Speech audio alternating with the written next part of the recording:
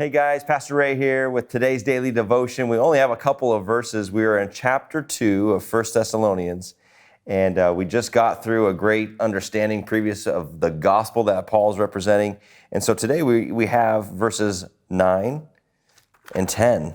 And let me start, let's just read them together. For you remember, brothers, our labor and our toil. We work night and day that we might not be a burden to any of you while we proclaim to you the gospel of God.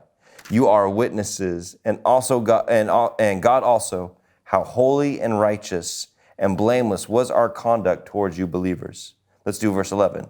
For you know how, like a father with his children, we are exhorting each one of you and encouraged you and charged you to walk in a manner worthy of God, who calls you into his kingdom and glory. So Paul is sharing his heart here with this new church that he has such a love for, and he's basically showing forth, you guys know how I conducted myself with you, and you guys have not only done a great job in imitating me, but your conduct towards everybody else is like going outside of Thessalonica, which Thessalonica was probably about 300,000 people, and it's going and reaching other towns and other cities. People are hearing and knowing about your faith, so you're encouraging so many more people than just in your own context.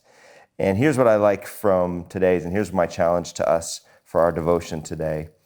You are exhorted, this is verse 12, we exhorted each of you and encouraged you and charged you to walk in a manner worthy of God. Oh, what does that look like, right? So when I see moments like that in the scripture, I constantly think, okay, well, it's not spelled out right here, at least in this verse.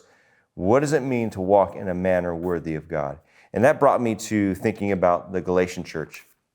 And a lot of the churches that Paul talks to and writes his letter to, he always begins with this wonderful, beautiful greeting, not Galatians. He had to get down to business with them. And eventually we'll get to this book.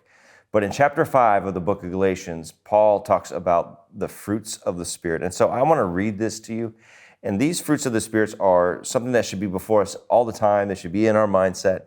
And this is what it means to look and to look like walking in a manner worthy of the Lord. Here's the fruits of the Spirit.